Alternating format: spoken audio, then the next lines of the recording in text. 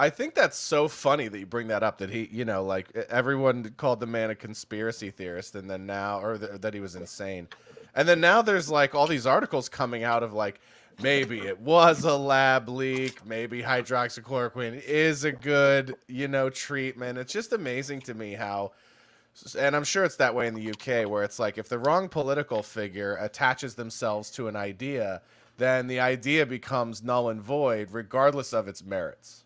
Yeah, absolutely. There's as soon as anyone who's on the hit list says anything, whatever it is they're saying then becomes part of their thing, and everyone's like, I want to stay away from that, and I am this. That's what Right. happens a lot.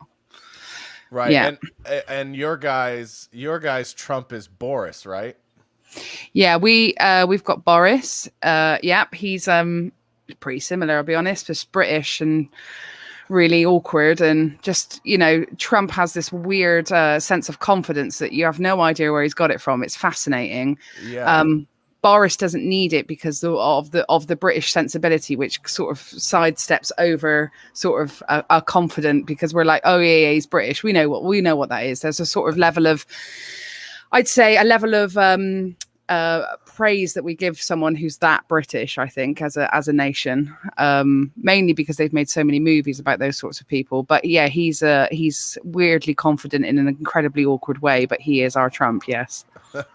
I'm very like, I'm quite like, I don't know, I try and keep myself sort of out of the arguments online and stuff. It's not really my, I sometimes I'll teeter in and stick a foot in, and then it'll get bitten by some asshole somewhere, and then I'm like, oh fuck it, I'll just make him laugh.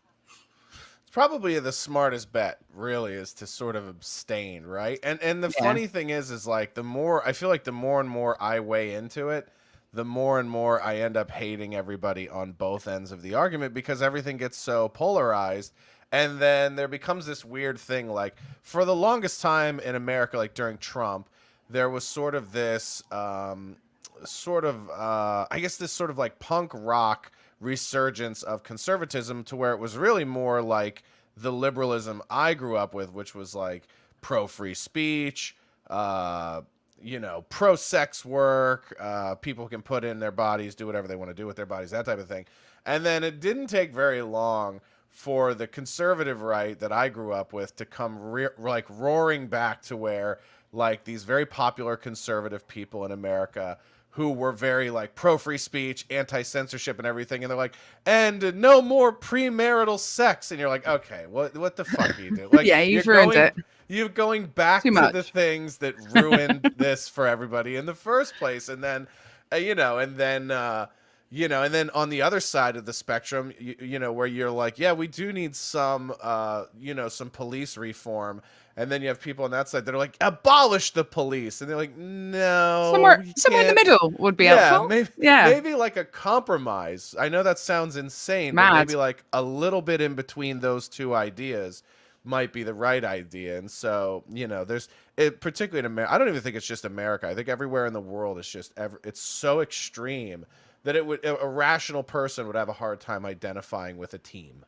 There's extremes of everything nowadays, though. There's, even when a movie comes out, people go, the things I've got muted on my Twitter account, like as soon as a movie comes out and then everyone likes it, then you've got to hear this cacophony of people going, oh my God, this is the best movie ever. It's going to change your life, Queen. And then all of these like expressions that they didn't come up with themselves. And I'm like, you're ruining something for me. Like now I can't watch it without hearing your voices in it. So I have to put them on mute, and the name of the film and anyone else who's in it, just so can I have my own opinion about it once I've watched it. Well, you are somebody who, you're one of the first people I've had on the show that sort of like illuminated me to the mute function on Twitter. It's one of those functions I've never really utilized and I probably should have, particularly when people are talking about me. No, you mentioned that because we were talking about, comedian specials that get sort of like overhyped, and you were like, yeah, as soon as one of those comes out, I'll put it on mute. on Twitter so that I don't have to see, how sort of over congratulatory the business is about something. And amazing thing, like we were talking about, like the Bo Burnham special, is regardless of what people thought of it, the thing that's crazy to me is how many people are quick to illuminate the 9 million ways it's brilliant. And not a single person I saw on the internet was like, it was really funny. And I always felt like his earlier work was super funny. And now we're sort of in this world with stand up, particularly, where it's almost like brilliance and the messaging and the intention of the sort of like the motive is more important than the comedy. I mean, and part of the reason you and I ended up following each other and you got on my radar is because I'm somebody who, I'm a fan of stand up lot longer than I've been a stand-up. I mean, since I was a kid. And so one of my favorite things to do is just kind of go through the streaming services and look at all the new stand-ups. And my girlfriend and I was probably like a year ago when it came out, watched your special Serious Black Jumper, and you do a great job of sort of taking down that new generation of comedy that is like point-based and not laugh-based. Well, I would say I didn't start off going, I want to take anything down. No. But it's very different than that style of stand up. I will say diplomatically. Yeah. I find, well, I just want to, I want to be silly and laugh when I watch comedy. And sometimes there are some shows where you don't have that feeling when you're there, and they have their merit. They obviously do, because people go nuts for it. It's like we've got a show in this country, in Britain, that people they often scoff at when you hear it. It's called Miranda, and I was hanging out with just a little clang over in the UK, but I was hanging out with Miranda once, and she said something very interesting to me. She said, my show's not very popular with a lot of people, especially in the industry, but she said, you can't deny my viewing figures, Jayde. And it's one of the most successful sort of British comedies that there has been in 25 years, and everything has its merit. Otherwise it wouldn't have been popular. But I think the categories that we put things in, and also the adulation and how it's got to be this or it's got to be that, there's this black and white thing about something. Like something can just exist. Like Bo Burnham's thing is very reminiscent of some of the contemporary dance shows that I went to see when I was pretending I was a contemporary dancer in Wales. A lot of getting up and down off the floor, Josh, I'll be honest, so I stopped doing that. Sounds like it's not my cup of tea either. Not my mate. Talking's much better. Yeah. But when you go and see those shows, they don't have, it's very like, this is this moment and this is that moment and then this is this and then this is it, and then you get a vibe for the whole show. So I'm sort of used to watching things in that way. But when it comes out and people go crazy for it, they start giving it sort of blanket statements, so it has no room to be anything other than, oh, this is stand up, and then loads of stand-ups go, oh, look at that there, that's not stand up because it hasn't made me laugh for an hour. But that's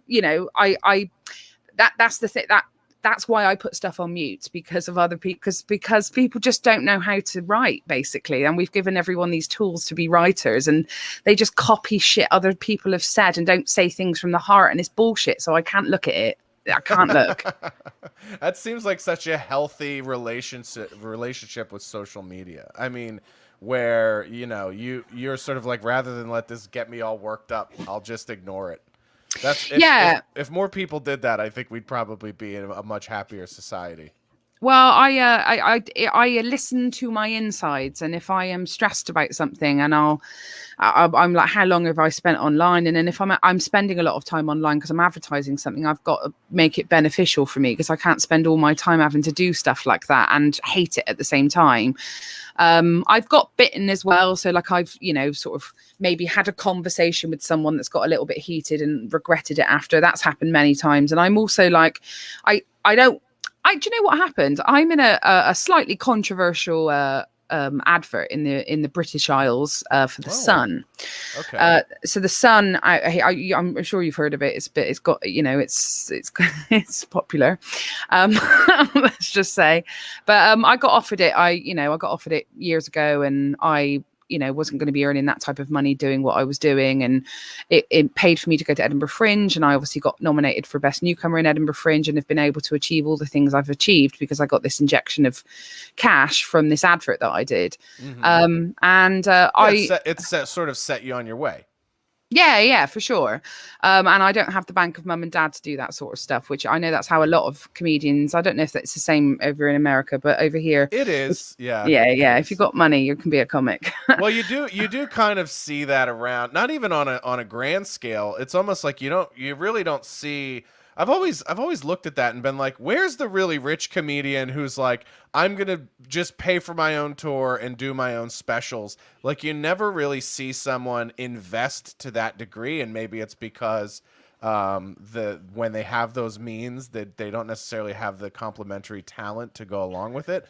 But Yeah. you do see those people around the local scene in Los Angeles, and I'm sure in New York, where you're like, okay, I've been over your place, and your place is probably $3,000 a month, and you're on Instagram and TikTok all day, and then you're at clubs every night. Like, you don't have a job, so somebody is funding this venture. And the nice thing about something like OnlyFans is that now we at least have a little bit of transparency to how some people who don't have rich parents are doing that. Yeah. Now, do you know what? There's no judgment here if you're on OnlyFans. No, not at all. I will judge you if your parents paid for your career, but if you're on OnlyFans getting your pussy out, I'm your fan. I agree. I have way more respect for the chick who's showing her holes than the chick whose parents are just like, well, we really believe in Meredith. And her name is always something like Meredith. She has a name. She did theater in school, and she went to like a very expensive school, not known for theater, but was like the star of their theater department. So she went to like, I don't know, we'll call it like Auburn, right? Which is a big sports school in the US. And she's like, I was the head of the theater group at Auburn. And you're like, well, that's a football school. So not really known for its performing arts, but so you spent 70 grand a semester on tuition that your parents paid for. And now you live in a very expensive place in LA, and you waitress one day a week to make it look like you're working hard, but you don't. And do you know what? Sometimes I feel worried that people might think that I'm just getting at people who have money and come from money, but it's not, because I actually really enjoy rich people. Like, my favorite people in the world are people who in this country refer to themselves as upper class because they're loads of fun and they sort of enjoy their money. Whereas there are some people that sort of just try and hide their wealth all the time. I'm not like that at all. Like, I'm doing a bit better now. And I bought I had my friend picked up in a Bentley for his birthday and taken to Soho for cocktails, because that's nice. I like people who are not ashamed of themselves, but there's this whole pretense sometimes with people. They're like, who just pretend that that's not a thing, and then bring out some sort of really, like, some opinion about something that's happened somewhere with no mention about what their backstory is or where they've come from to be able to have these opinions that they have. That's why I find it annoying. It's the pretense. Yeah. Well, and I've always enjoyed any money I've made as well. I mean, my thing is always like, I'll just go earn more. And partially, that's partially problematic for me throughout my life, because then when someone at some point or circumstance turns that faucet off, then it's like, oh shit, what am I going to do? But to me, it's like, you can't take it with you. So this idea of like, I'm going to shelter it away and, I'm going to hide my money. Well, my folks, they've worked really hard to be able to support me. The difference I've got between some other people's parents, I suppose, is I didn't grow up with loads of cash around me, but what I grew up with parents who just said yes to like mad ideas. The shit that I've brought them to, the shows I've made those two poor fucks watch throughout my life is absolutely disgusting. But they've just gone there. They've been supportive. Some of it they've not understood at all, but they've just tried to just say yes where they can and will earn the money when they need to and stuff. But, and they've always had a job and kept jobs as well. So there is a way of doing it. But I had to say yes to this advert. And I once did a stupid thing and I Googled I tweet searched my name. I shouldn't have done it without the at on it. And I found this comment thread from another comic, and someone underneath it had written, fuck you, Jayde Adams, and fuck the sun. And I was like, whoa, that's intense. So I looked at him, and then he had a few people in common with me. So I was like, hey, mate, what's going on? What's up? Because I'm not a horrible person. So why the fuck are you talking to me like this? Yeah. And we went into a DM and just had a little conversation. And I was like, what's up? What have I done? And he said, well, actually, what happens is it had nothing to do with the advert. It was all to do with the fact that in 2011, about a month after my sister had died, and snap, by the way, a month after a sibling of mine had died, I was on Twitter as a waitress, not a comedian, and I had a conversation with him, and I was like, oh, this has got nothing to do with the sun in the first place.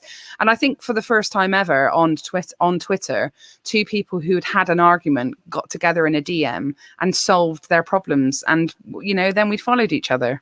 Yeah. Well, and generally, if people give you that time to sort of, or space to sort of, elaborate or expound on your ideas or where you're coming from, I think most reasonable people can come to that place. But, it's there's also different fringes of that. I'd say 90% of the people that jump into your comments and stuff on the internet are not interested in any of that. And one of the things that I've noticed that a lot of it is really just sort of like platform riding. Like there are people that you become a target because you're on television, or you're in some ways a celebrity, and then people think like, well, if I piss this person off enough, they will acknowledge me, and then that will get me all kinds of cool. You hear this all the time of much more famous comedians where like somebody was like shitting all over them on a message board somewhere or in their YouTube comments or something. And then the person's like you did, they'll reach out to them directly and they just go, oh, I actually love you. I was just fucking around and trying to get, to try to get at you. And it was just like, that's such a weird thing. And there's really not, like, I remember when I was in bands when I was in my early 20s, and it's like, if I really liked a band that I performed with, I'd be like, hey, everybody, I just saw this awesome band. Go check them out. And nobody does that with comedians. They're sort of like, there are much more people that will like troll comedians they like, or or sort of like it's almost like this anti-fandom. Do you know what I mean? It's kind of like there's like this whole new genre of fan that the way they express their interest in what you do is sort of by shitting on it. And you just kind of have to realize that and go along for the ride, I guess. TikTok's like that. There's lots of they're way too honest with their comments. I've got to be honest. Like they pick the weirdest little things to comment on as well. Like they're really like, if your video of yours goes nuts, then people will like start studying it and pick little tiny fractions of moments that they thought were weird. I've heard Ariana Grande talking on an interview where she was like, yeah, my fans just don't like my eyebrows. So I've been thinking of getting my eyebrows changed. They always they send me tweets all the time. I don't like your eyebrows. Like, that is nuts. That is like, these kids have got way too confident with their opinions. When I was a kid, we weren't encouraged to talk about how we felt about things at all. We were like, shut up and put up. That was basically my childhood. Well, look at how the internet basically has Frankensteined Kylie Jenner's entire body. Everything she's ever been criticized of, she's gone right out and replaced financially. And Yes. so, she literally, I call her amongst my circle of friends, Frankenpussy. Because she is literally a surgically constructed fuck machine, just based on the comment section. Like, men like big asses? Let me go get one of those. Men like big lips? I'll go get that. They like big doughy eyes? Let me change that. Let me lift my face. Let me change my nose. I mean, she looked like Marla Hooch from A League of Their Own before. Oh my God. Before the surgeries, and then now she looks like Kim Kardashian on steroids. I mean, I think there are times where Kim Kardashian looks at her sister and goes like, Jesus Christ, you're a better me than I am. Frankenpussy, yeah. And then you've got like somehow Somehow, Kendall Jenner seems completely impervious to that. Maybe it's because she has the She's not confidence booster of being a supermodel. she But she's had a people lot. are She's had a lot of work, babes. Don't you? Don't you? Don't you? Don't you? Don't you? Don't you? really Don't you? where Don't you? Don't you? Don't you? Don't you? Don't you? Don't you? Don't you? Don't you? Don't you? Don't you? do we? Oh, that was interesting. Are you? Did we have a glitch there? You're muted again, Jade. There we go. I can unmute you. Or maybe I can't. Oh, there we go. Now you're back. Oh, so you were saying that Kendall has had work done as well.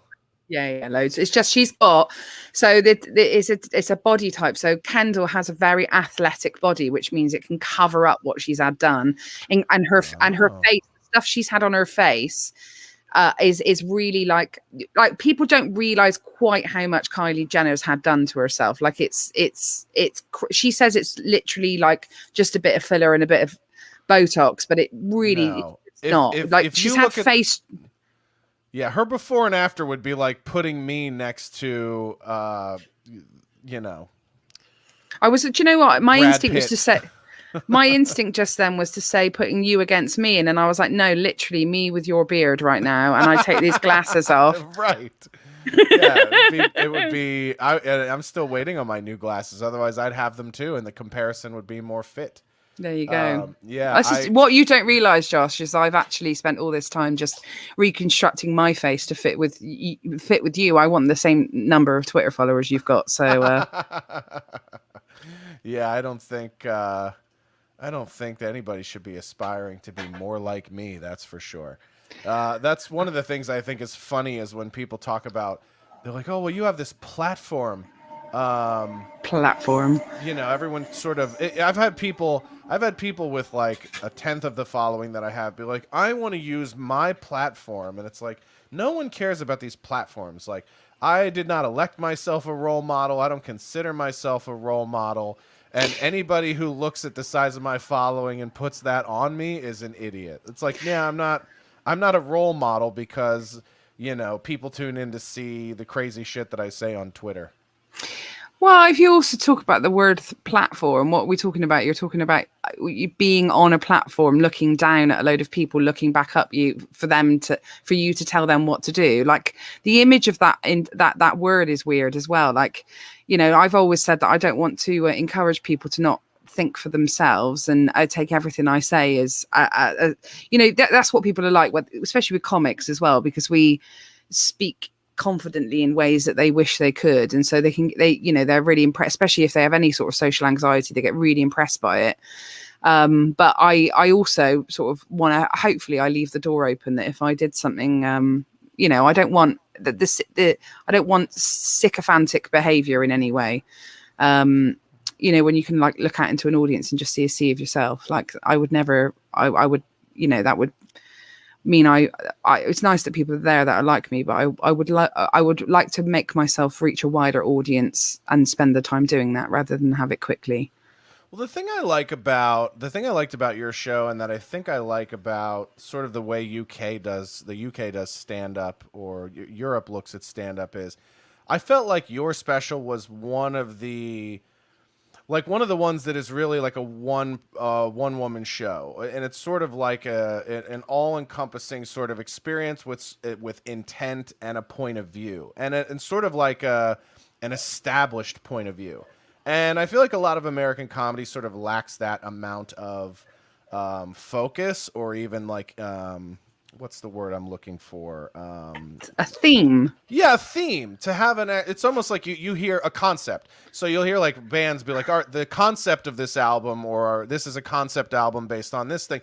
Comedians don't necessarily do that a lot. And so I feel like, you know, your special, you know, in a way, which was kind of fun, was it took maybe the first sort of 10 to 15 minutes of the special to really realize what that was, because, you know, if you're unfamiliar with your work, which I was when I first watched it, you're sort of like, wait a minute, is this is this sort of genuine, or is this satire? And how exactly are you kind of coming at this thing, from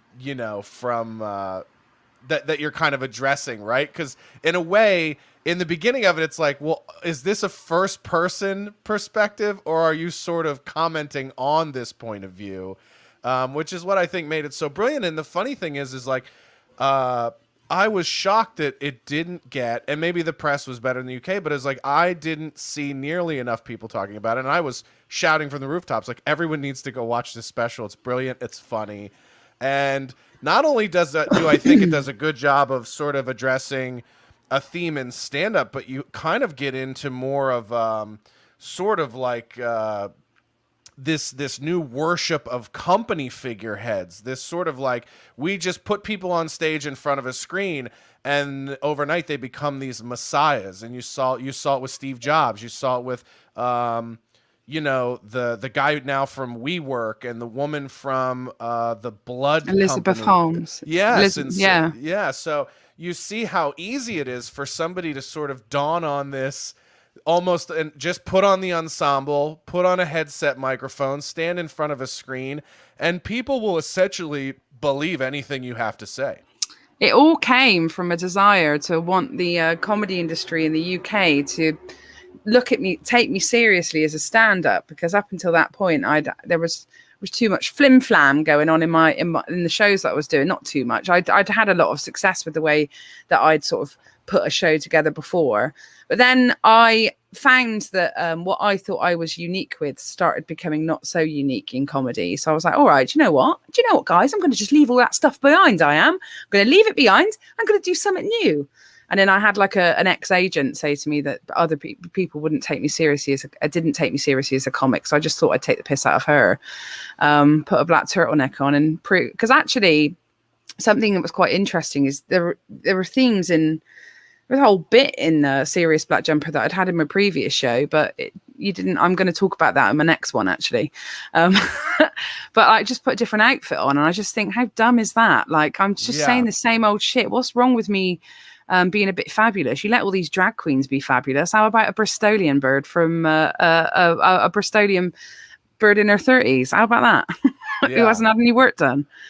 Well, and I almost wonder do you think that the sort of the industry's push of like Hannah's special is sort of like why it was hard for a lot of industry people to also want to shine a light on your special? Because indirectly, and I don't think there was any intention of yours to sort of mock that, because they kind of came out very close to one another, but it's almost like she sort of fulfilled the prophecy of what you were talking about in your show by basically putting on a serious outfit, changing sort of the demeanor in which she talked about her material, and almost like basically did a special of like, I'm not making fun of myself anymore. I'm going to start taking myself seriously. And you had been doing your show in the UK far before her special had come out. So it was almost like you sort of predicted this shift now coming to comedy. And then, what many people called the special of the year was sort of exactly what you were making fun of. Well, yeah, I always, when I'm wanting to make a point about something, I always try and find the point within myself rather than sort of punching down and stuff. Like, I'll always become the thing that I'm taking the piss out of. So the next, my next show that I'm writing is called Men, I Can Save You. And it's going to be a sort of Tony Robbins style. I don't know at the moment. I'm at the early stages. But it's a Tony Robbins style self-help show for guys. But actually, what it's really about is codependency. So I sort of, but I will make myself the sort of figurehead of that mocking.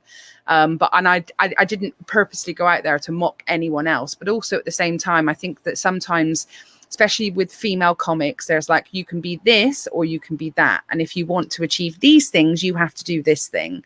But if you want to like stay and do that thing, then you can just stay. And I was sort of pissed off that there would seem to be two camps for women, which is like, get your tits out or stick on a jumper and try and be a president.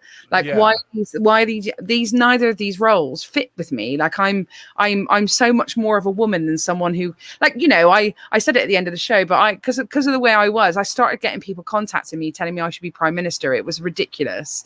Like, I had girls messaging me going, you should be prime minister, start running the country. I was like, do you not understand that I was like, the point of the show is that you don't need anyone in charge, and I'm not even going to be the person that's in charge. I don't I don't tell the internet all about my personal habits and my lifestyle, but this person here should not be running a country, and neither should anyone else who's listening to this podcast.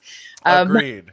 There, people that should run a country are people that don't want to run a country. Like, stick accountants in the job and let them deal with the money.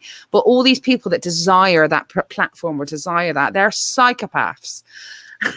Yeah, I agree. I've said for a long time, you know, politically, I think it should be done like jury duty. I think most of your representative government should be chosen against their will. And they should have to serve, you know, they should have to serve that as their civic duty, like jury duty. And quite frankly, you know, if you have someone in that job who can't wait to get out of that job, who's not using that job to sort of enrich themselves for eternity, the odds of them doing the right thing, because they then have to go live in the world that they create, is much higher than somebody. And you need to look no further than American politics, where we have some, you know, representative governmental people, figures that aren't presidents, by the way, who stay in government for 20, 30 years, and they have 7 homes. And, you know, these people are as famous as actors who've been on TV for 30 years. And, you know, it's like, can you really, with any good faith, believe that that person has any, not only any connection to reality anymore whatsoever, but that they have any belief that they're going to have to then go live in the world they shape with their policies and their legislation? I mean, the answer is no. So I'm with you. I think all people in government should be drug kicking and screaming to the job every day, and they should have to do it for a couple years. And like the military in Korea.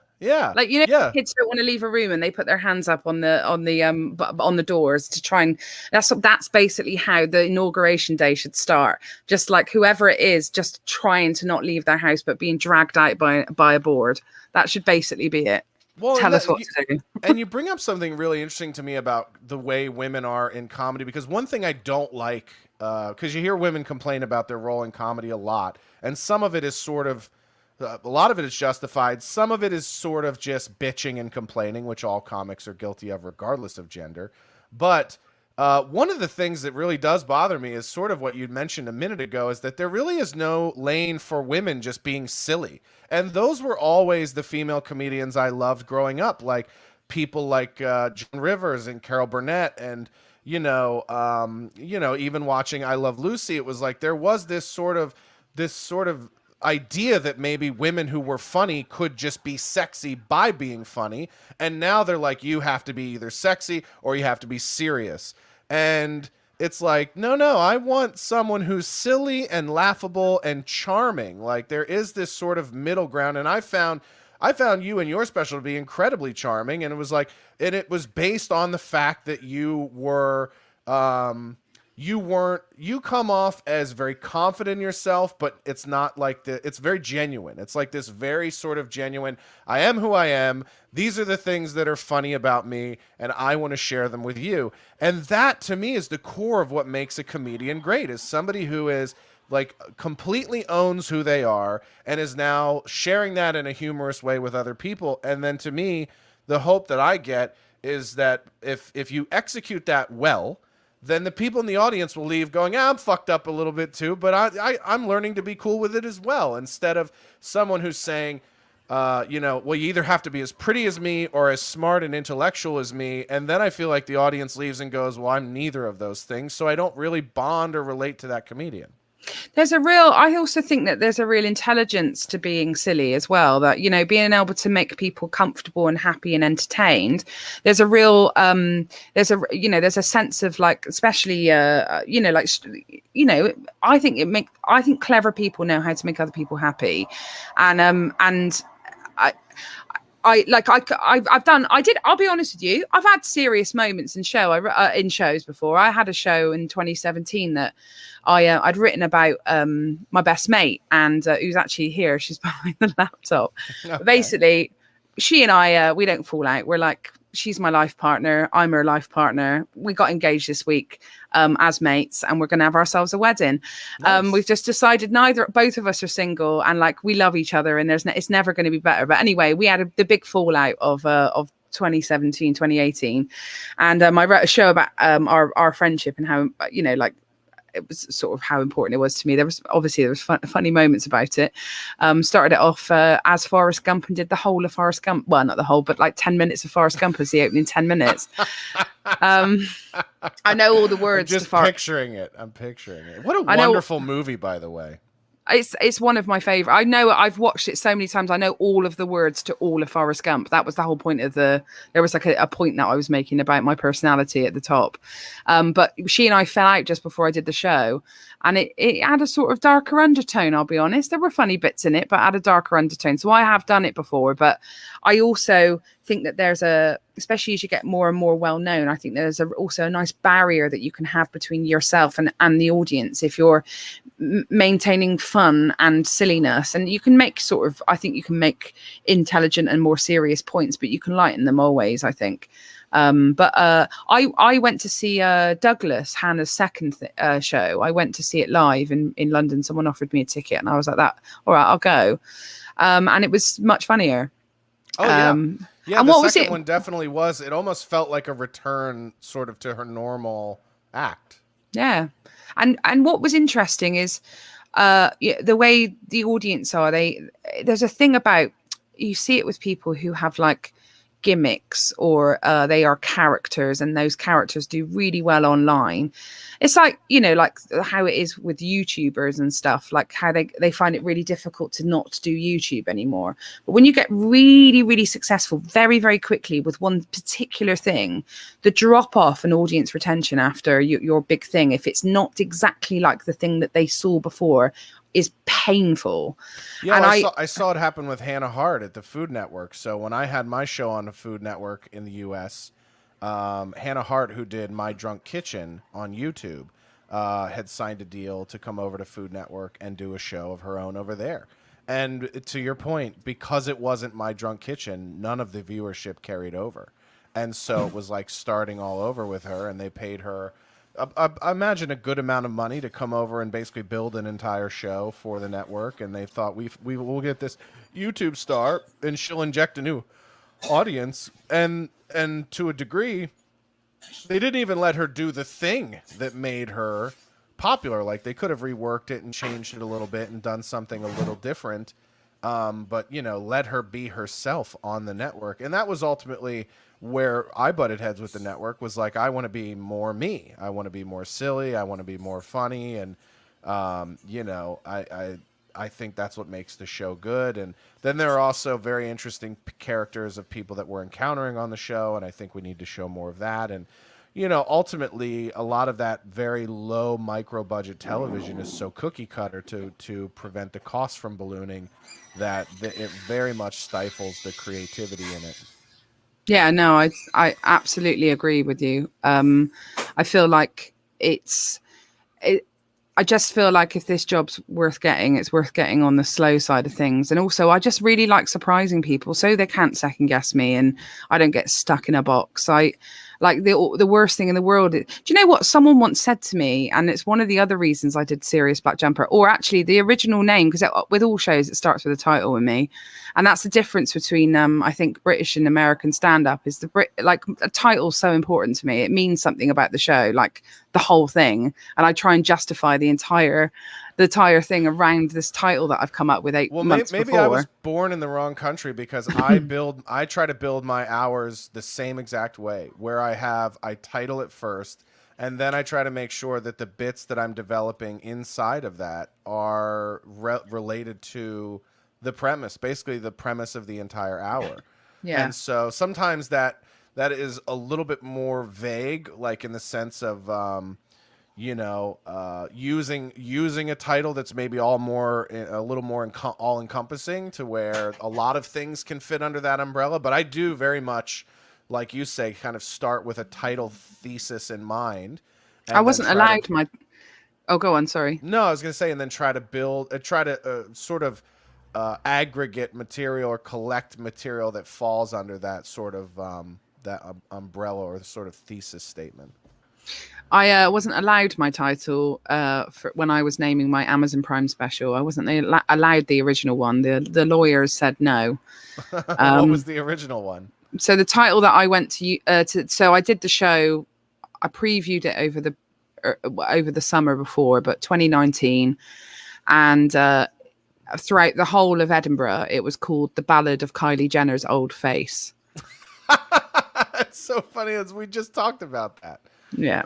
Yeah. So very. But I really, if I was allowed to have had my title, it would have gone viral. Of course it would have. Of course it would have. You know what's funny is my plan. I'll let the cat out of the bag because I'm sure other artists have done this. But my plan for the next thing I do in terms of releasing an album or a stand-up special is in the track titles to put the name, just title them all after very, very famous musicians' hit songs. Because I discovered this, I have on my album from 2012.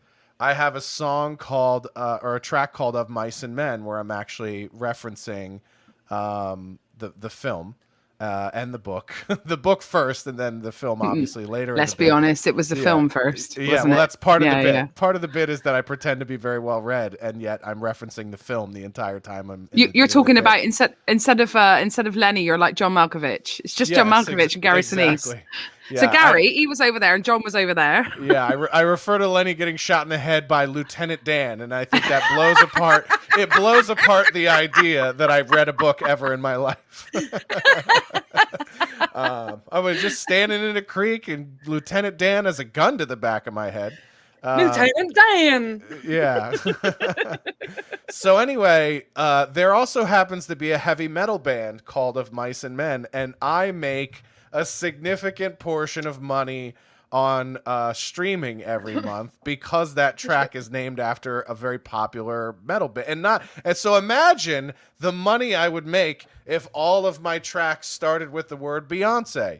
I wouldn't be living in this luxurious apartment you see behind me. So it's to me, I'm shocked that more people haven't tried to sort of hack the algorithm that way. I wasn't even allowed to say who run the world. I had to get the audience to say it first. There's a bit in the show where I do that. I'm like, I can't say it. Yeah. Yeah, so there's the stuff. There was loads of stuff that was taken out of the other show was very what's it called, litigious? Yeah, it was very litigious. Yeah. The show I took to Edinburgh, we had to go through all of the photos and take loads of them out that I'd had before. So the live show that I do is it's very naughty. It's also an hour and 20 minutes long because that family just keep on giving. Certainly. Yeah, certainly. Well, now I have to ask you, what do you think of the matriarch of the family running for governor in California? Hang on, what? Sorry, the matriarch of the Kardashians. Yeah, Caitlyn Jenner. Oh, Caitlyn Jenner, not Chris. Chris will have your guts for garters for saying Caitlyn's the matriarch. Matriarch. Yes, do you know what I worked out the other day? And I don't know if you believe this as well. So I've worked out something the other day.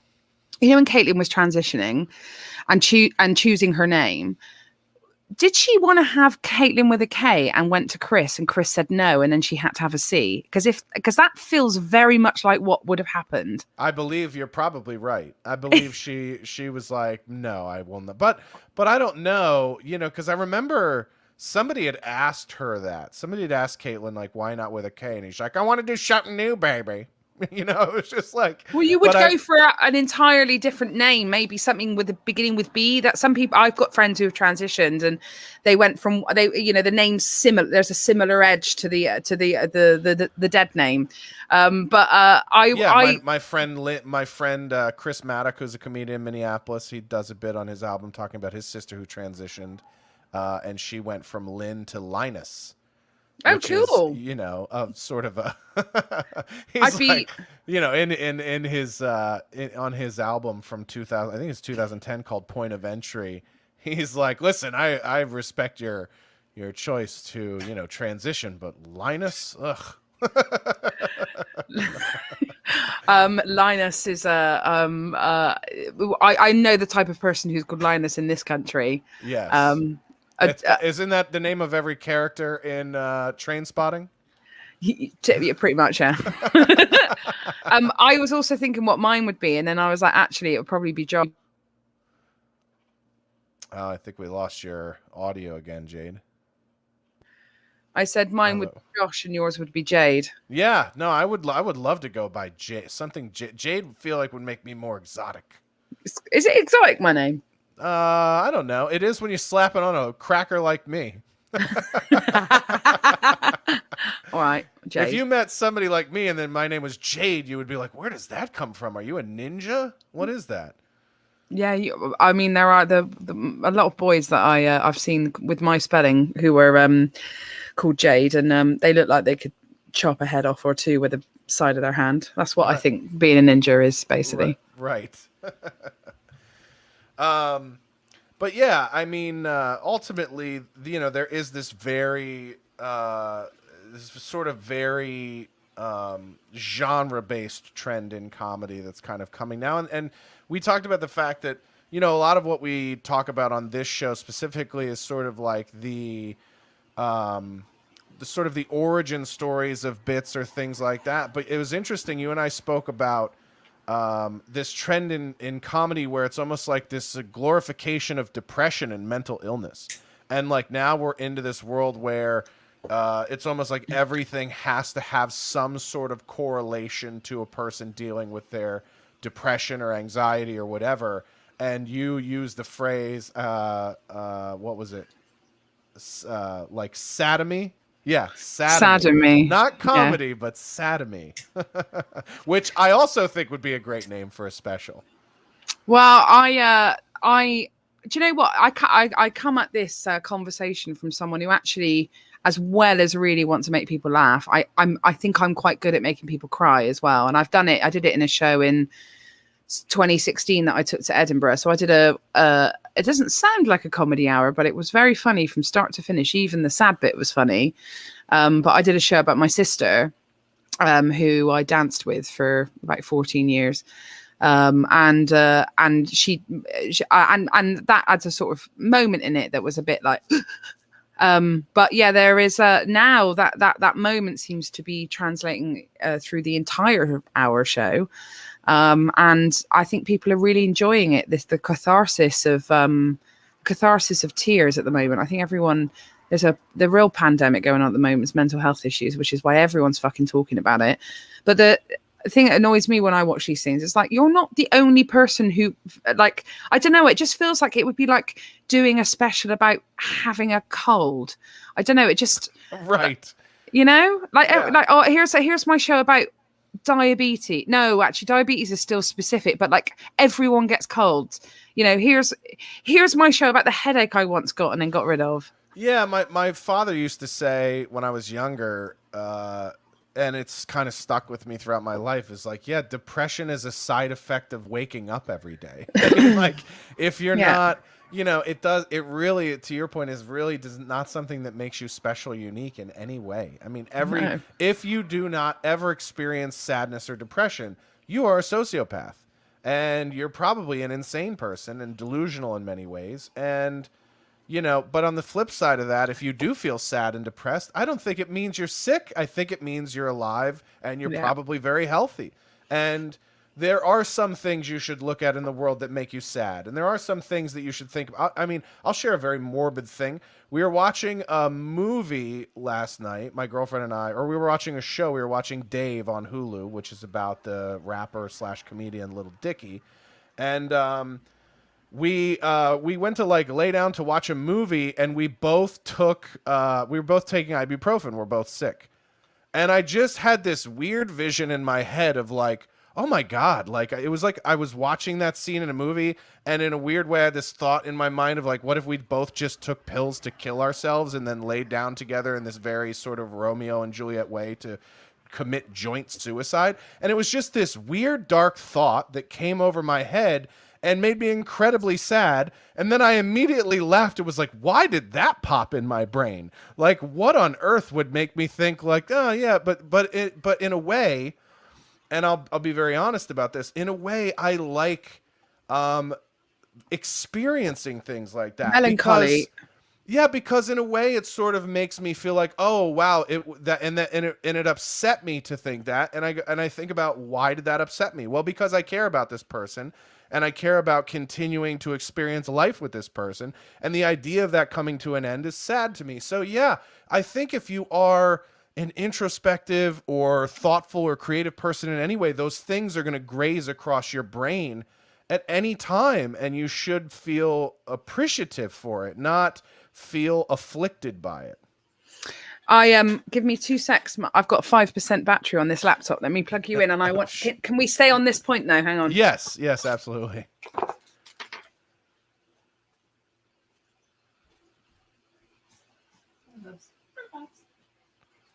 You good? Yeah.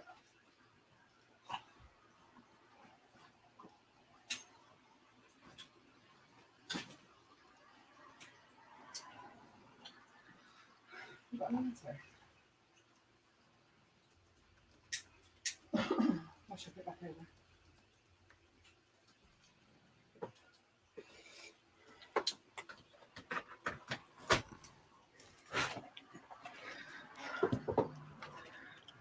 All right.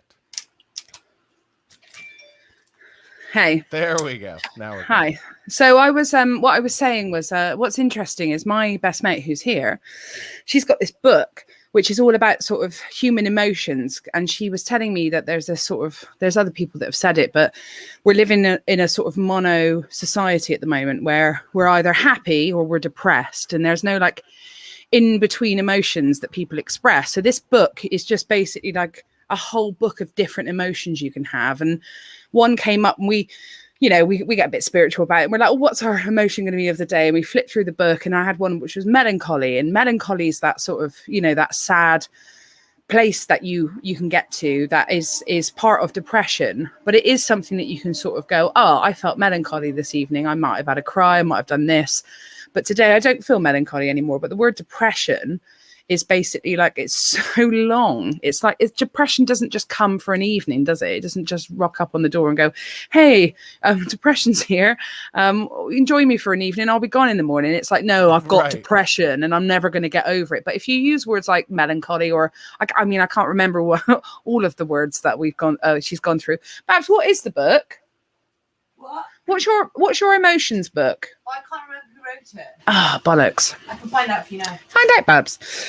But yeah, it's really interesting just because again, that same conversation we were having earlier on about a different subject, but that black and white monoculture at the moment, which is like, you can be this or you can be that. You can be happy, you can be depressed. You can be left wing, you can be right wing. You can be Straight, be for this, or you can be somewhere on the gender sexual spectrum. Like it is so much of where we get our self-worth today is built in how we identify.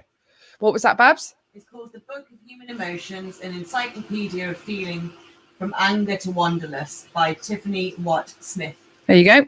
Tiffany Watt Smith. It's Tiffany Watt Smith. We'll find it. Just load and it. Oh, we lost you again, Jade. I'm back. It gives you really interesting sort of thesis on each of the words and an explanation as well. It's good. It's interesting. But yeah, again, this is the same point. I'm imagining you've spoken about this sort of black or white, yes or no world on many of these podcasts with people. But as us comedians know, the world isn't as simple as that. It's what normally us comedians are there to do, which is to comment on a very confusing existence. But what we've done now is gone, no, comedians, you can't say that. You can't do that because it's difficult. I think every artist has an obligation to guide us through that middle in-between place. Like that's sort of the interesting unexplored things. I mean, like the news can kick over the rocks on the black and white issues, right? Or that's the simplest thing to do, is to sort of highlight. And a lot of people have made a lot of money on the internet just pointing out the obvious things. But I think really being able to illustrate the nuance between those 2 points is the bulk of the human experience, is what happens in between going from here to here. And what is that part of the journey, and how can you make that more enjoyable or digestible for people, and or not, or talk about how not digestible it is, depending on what the subject matter is. But I don't know. I feel like I go back and forth as a comedian, and I think every artist does, where it's like sometimes I want to make points, and then sometimes I just want to nuke the whole concept of caring enough to make a point. Yes. Yeah. And I think that's a pretty normal thing for a comedian to go through. And I think if you don't sort of like, there are times where I'll write a bit and then I'll be like, I fucking hate the guy who wrote this bit. Like, I hate this the idea that this matters to me, or that I would even want to share this. And then it's kind of like I've always said, I think every person in this world is at a constant state of war between who they are and who they think they're supposed to be, or who they want to be. And I think, being a comedian is no different for me. It's like there's who I am naturally, and then there's this idea of who I want to be. And sometimes that's unfortunately driven by the wrong things. It's like, well, maybe this is, as professional comedians, I'm sure we've both gone through this thing of, well, this is what the business is telling me I should be, or this is what people tell me will be the most successful, and this is what people will tell me is my best chance at succeeding. And so, you go back and forth through those, all of those things. And I think through that, you carve out who you really are. And that is a combination of like your aspirational self and then your sort of default natural self. I suppose that's probably why I wrote that show, was also as a, not having the sort of song aspect and the cabaret aspect to the performance, which used to be quite a crutch for me, because it's something I can always do charm and pizzazz and show business in that way. But sort of stripping it all back and just talking was a challenge for me. I'm not privately educated, so my communication skills are working class people in the UK are held back by one thing, which is that we've not read as many books as say other people. Say dentistry. Probably dentistry as well. Which you do not. I'm surprised you don't get mugged for your teeth in the streets. I know it's. To be fair, I was talking about this evening actually, but there's a sort of very. I've got British teeth. I haven't had them cleaned and polished yet, but I'll get them. I'll get them sparkling like yours, Josh. Look at those. I've had no work done, none. Oh my God, you guys love your brushing of your teeth, don't you? It's your favorite. Flossing. You Americans have given me flossing. We don't get told to do that when we're growing up. No, yeah. It's an important piece of the daily puzzle, from what I'm told. Well, it wasn't something that was definite. I was told, no, that's going to make your gums bleed. That was what I was told. Yeah, and it does. But it generally does for the right reasons, like you're getting infection out or whatever. But I think, both of us also, by the way, very well known for our knowledge on health and wellness. Oh, yeah. Sat here smoking a fag. Really into my health, me. Maybe that should be the next conversation that we have. Let's talk about my health regime. Well, I said this, or I talked about this on another podcast, and it's on my my next episode of my show coming up. But I neglect my health so much that there's almost always sort of a revolutionary some sort of like massive declaration every time I go to a physician. So I went to get an eye exam done about a week ago, and the doctor there told me, because I have some swelling in my optic nerve, he's like, you probably have a brain tumor. And I walked out just going, I don't believe you, because we're in a glasses store in a strip mall next to a frozen yogurt shop. But sure, tell me I'm about to die.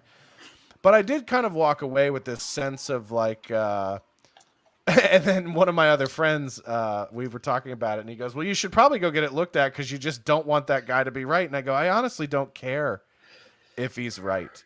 Like, I do think we have this strange obsession with staying alive for a very long time. Kris Jenner. Yeah, exactly. But I mean, I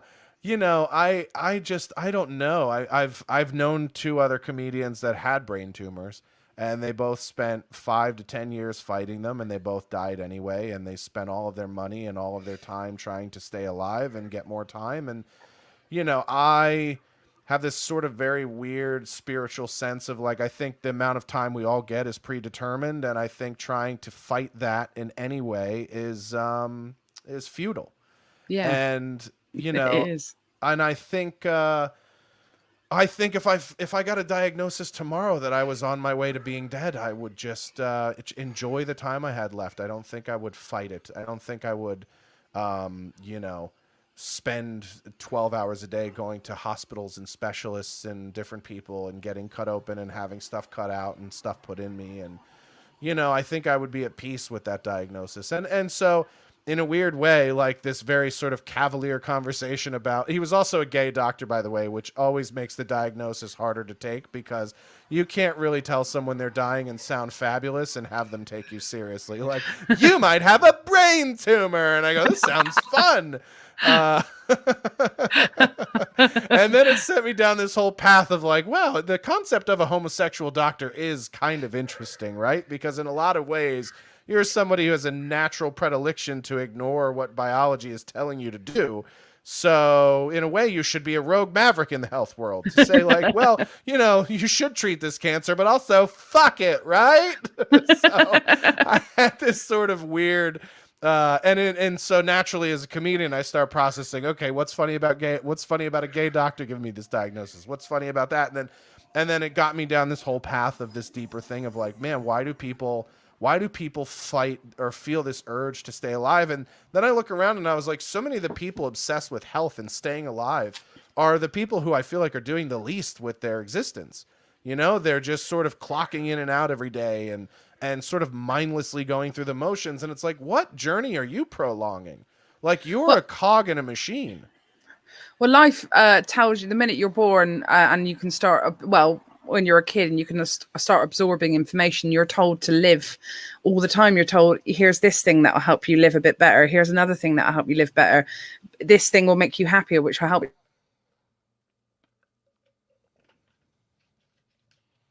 We're constantly told that we should be trying to live longer our entire lives. That's, you know, you hear about people in their 90s dying, and I spoke about her in the show, but I met a woman who was in her 90s, and she had a really difficult existence. She basically was on her own most of the day and waiting for her family to arrive. And then when she did, she would try and get them to listen to the stories that she's told over and over again. And the thing that I was left with after I left chatting to her that time was how incredibly lonely she was. And I don't know, like, I would rather have a short time of fun than a long time of nothing, you know? I agree. And maybe some of that is brought on. Like, I had an older brother, not much older. He was only 43, passed away about a year ago. And what did he die of? He basically drank himself to death. He was a long time heavy drinker, and battled addiction and stuff through his life, and then ended up with a lot of sort of digestive issues as a result of it, and liver failure and stomach problems. And so, you know, sort of like succumbed to the complications from that. He and in his last year, he had a bunch of surgeries and, you know, kind of fought it very hard, and, you know, had a lot of like in-depth conversations with our mom about, you know, only having so much fight. And towards the end, after the last surgery and stuff, was just like, yeah, I don't want to do it. I don't want to do that anymore. I don't want to do any of that. And so, you know, it's sort of, in a way, it's one of those things of like, well, if he was in pain and he was suffering and was having these complications and his quality of life was going down, then I'm happy he's not in pain anymore and not having to deal with that. And I will tell you this, like, you know, people can say what they want about someone going through that experience or having that battle with addiction, but at least on the bright side, you know, he's somebody who always kind of did what he wanted with his life and got to experience a lot of things and did a lot of fun stuff. And, you know, and I'm sure there were more things he would have done and maybe things he would have done differently, but, you know, we all get the time we get. And that's what I think is so funny about super religious people, because a lot of times they're the ones who spend the most time at the doctor trying to stay alive longer. And it's like, wait a minute, if you think there's some sort of Super Bowl of getting your dick sucked after this life, then what the fuck are you hanging on to it for? You know what I mean? Like, if you're that convinced that heaven is real and it's this amazing place, wouldn't you be trying to fucking check out as quick as possible? You know, like, I don't sleep in the hotel when there's an all-you-can-eat breakfast buffet. I'll tell you that. Yeah, definitely. So I get the fuck up and out of bed for that. So, it's just weird to me. And so I don't know. I mean, I just feel like and this is the other thing I said when my friend was like, "Are you going to get that checked out?" I go, "Listen, I'm overweight by about at least 100 pounds. If I don't do something to fix that, then what the fuck would I be doing getting any other sort of health work done? Obviously there's some heavy lifting that I need to do if I were to give a shit about my health before I start digging into the engine. You know what I mean? It's like get this body work done before you lift up the hood and start redoing the engine. It's so hard to go to the doctors and with any sort of ailment when you're fat because they'll go and the first thing they say to you is you've got to lose weight. It's just you're fat, right? And I go, yeah. Yeah, oh my yeah, god, yeah, it never yeah. dawned on me.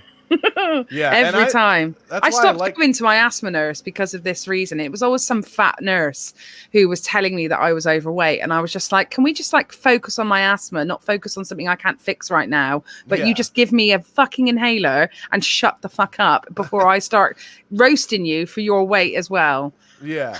Is there a pill? Are you going to prescribe me something for that today? Otherwise, that's a long-term fix. Yeah. That's why I like my doctor, is because when I go in and I'll just go like, yeah, what do you think this is? And she's like, you're fucking fat. That's what it is.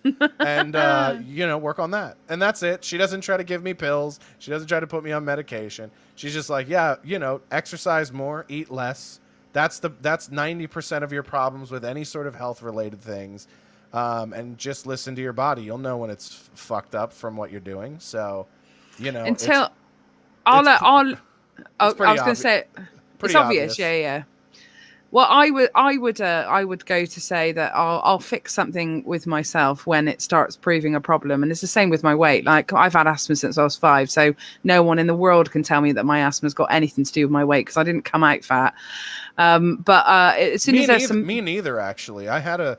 It's weird. Have you ever traced the origins of your overweightness? Because I did. My nan gave me apple pie.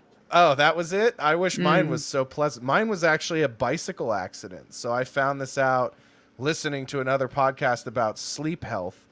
And I busted my nose really badly. I don't know if you can see it here, but like it kind of goes like this.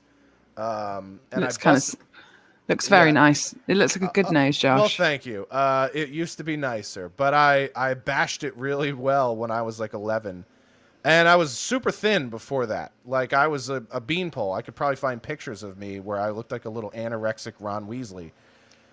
And then what I found is that having my septum deviate and getting it all fucked affected my breathing, which in turn can begin metabolic syndrome at a young age. And so for some reason, at that age, despite being highly active and playing like a bunch of sports and riding my bike every day and walking 2 miles to and from school every day, I started to gain weight.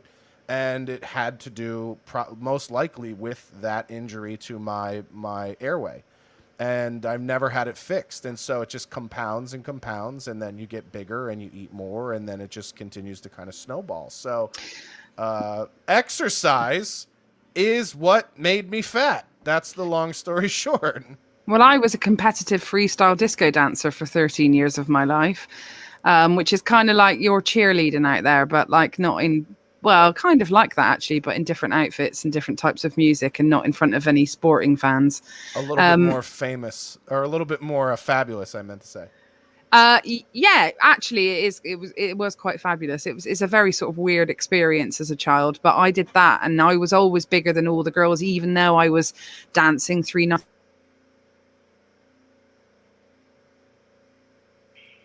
I don't know why that came that.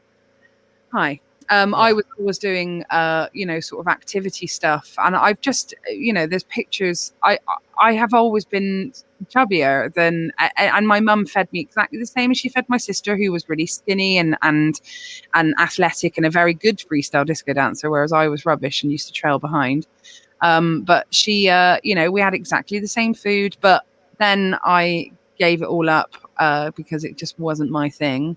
And there's a lot more sitting down when you, funnily enough, when you do stand up, you've got to stand up 20 minutes of the day, and the rest of the day you can sit down. So my body's a product of whatever job I'm doing at the time, I think.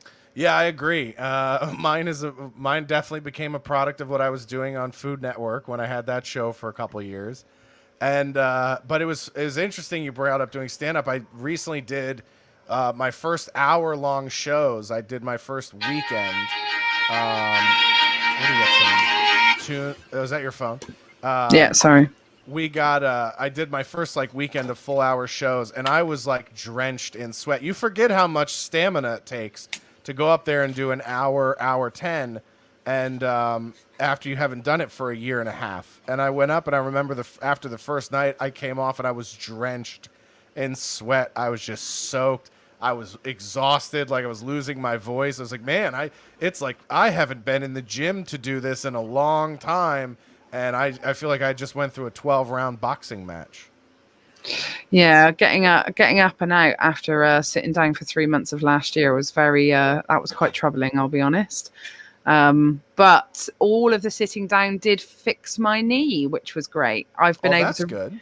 I had a knee injury from so I was a lot lighter about 5 years ago, and then I was at an event and I was showing off, and I did a scissor kick at the event, and I landed on my left knee and damaged my ACL. And then I was told by the person who was doing the surgery on me 9 months later that there is a 60% chance of re-rupturing. And I already had experienced the pain of doing it the first time, and I was very not wanting to go back to that. And they said it can re-rupture, and if it doesn't in a certain amount of time, I think it was 5 years, then you're pretty much going to be okay, like you were before. So I've basically spent 5 years just not moving. No scissor kicks, no spinnings, no. I mean, this does sound like the start of a new show that I'll do eventually, where I get back to dancing. Yeah. Like I come on like at the beginning of Flashdance, and I'll just be like, "Can I start again?" And I'll do something where I get back into it in that way. Maybe I end up on Dancing with the Stars, or Strictly, or our version of it, Strictly Come Dancing. Yeah, there's definitely some immobilization, but the difference is I don't feel bad about being someone who isn't who isn't athletic. It doesn't make me feel bad. I'm very happy. It's just other people that feel bad about it. It's never me. I love it. Well, I mean, I don't mind being overweight. It was funny when the COVID thing happened. They were like, being overweight is the number one comorbidity, and I've had it at least once, and I might be experiencing it for the third time right now. And I think that means that I'm the cure. So if you guys want to drive by my house and I will spit in your mouth, it will save you a trip to the vaccination shop. Oh man, I am the vaccine. No one's come out with that theory yet. I am the vaccine. I would love to see that guy on YouTube. My blood is the answer. Yeah, I don't know if you guys know this, but I am the vaccine. They harvested my, where are those kind of conspiracy guys coming out? That would be great. Yeah, I think we've probably got all that to come. We're only at the initial stages of this. Experts have been saying this entire time that this is going to be a 10-year thing that we all get used to as a humanity. So I think we've got a lot more fun things are coming our way, and the conspiracy theorists who have gone nuts are they're coming. I can't wait. I think it's fun, and the funny thing is like for every 10 crazy conspiracies, there's like 3 of them that are dead on the money and turn out to be right. So, Yeah. I love this sort of Russian roulette that it is, right? Of like, 9 of these are insane, but one of them is the one that, and often the one that seems the most crazy is the one that ends up sort of becoming true. So yeah, it's weird. It's strange times for sure, but I feel like we're headed in the right place. And one of the things that I'm kind of optimistic about is I think after this shutdown, audiences and people seem to be way more enthusiastic about going to shows and seeing stand-up, but the people that do go to shows and see stand-up seem to be much more loose and open-minded about what that is. And I think I've gotten away with some of the most insane material I've ever written in terms of like being edgy or offensive since things have started opening back up a little bit than even before that. And that's what's funny about like internet outrage is none of those people are people that actually go take in the arts and go see shows and and enjoy live comedy. There are people who watch things on Netflix and think that they're all critics. Well, that's been very apparent. What with the way people have reacted to Bo Burnham's special, is like you guys have just never seen stand up, and it's true. Like a lot of the sycophantic behavior online are people that don't go to live comedy. You know. Yeah, which is why they behave, which is why they react differently to people that are in audiences, like, which is why you can get away with a lot more on stage when you're like, I've got an entire book of stuff that I've not said online for the last year that I'm going to say on stage. Like I can't put it on the internet in that way, but I can do it in front of an audience because I can control their reaction to it, but you can't do that online. This is very true. I mean, you certainly have much less. I guess my thought on that is, I don't mind not controlling it online. I think it's actually kind of fun to put it out there and see what kind of damage it causes, because for every piece of shrapnel that hits somebody that hates it, it might hit somebody that gets it and likes it, and then that you still have the chance of bringing in potentially new fans that way. So I don't know. I don't mind. I wish I could do that. I wish. I don't think I can. I think the reaction I get to just being confident from, I would say, quite weird, specific people online, I'll say it, men, when I do something that they don't like, it's quite vicious, the reaction to it. So I don't know whether, I don't know if that's a male-female thing at all, but I think it's a male thing in terms of the fans, because I experienced the same thing. Men online, this generation of men, have a real problem with anyone that has any confidence, male or female. I can tell you, undeserved self-acceptance and I don't mean it's genuinely undeserved, but what people perceive as an undeserved level of self-acceptance is the thing that rubs people the most wrong. And it's so funny. It's like, you'll have people you'll see this all the time, and you can sort of diagnose it because of the criticisms. You'll have somebody with 10 followers tell you don't have enough followers. You'll have somebody with a shit job telling you that you don't make any money. You'll have somebody with no love in their life telling you your girlfriend or boyfriend is unattractive. It's an interesting thing of like, if you are somebody who is, regardless of what you have or don't have, if you are someone who is publicly content with what you do have and do not have, that bothers those that are not content with what they do and don't have. And that is really what manifests in trolling, vitriol, hatred. I mean, there are literally people that feel like losers trying to project that feeling of losing onto you. And they have whatever rationalizations they have. Well, I make more money than this person. They shouldn't be happier than me. I have a family. They don't. They shouldn't be happier than me. I own a home and they rent. They shouldn't be happier than me. It's interesting how often the people who have so much less to me in terms of like real valuable things are the things I value, which is relationships, experiences, stories to tell, gets so hung up in comparison, and as the famous quote is, comparison is the thief of joy. And a lot of these people are just people who experience no genuine joy in their life. Like, I could die tomorrow and be so happy with the people that I've gotten to meet, the stories I've been able to accumulate, the memories that I have, the experiences that I have. All that shit is way more valuable to me than fucking driving a $200,000 sports car. Couldn't give a fuck less about that. Yeah, I mean, the things that I enjoy are, I've had this week, my best mate's been staying with me for the last week, and we've both had work to do, and we've just done it in each other's company. And that to me brings me so much more joy than any of these things that I think you're sort of force people want you to want to do or want to have. Why don't you want to live like this? Why don't you try and be like these people? And I'm just like, I just want to be content.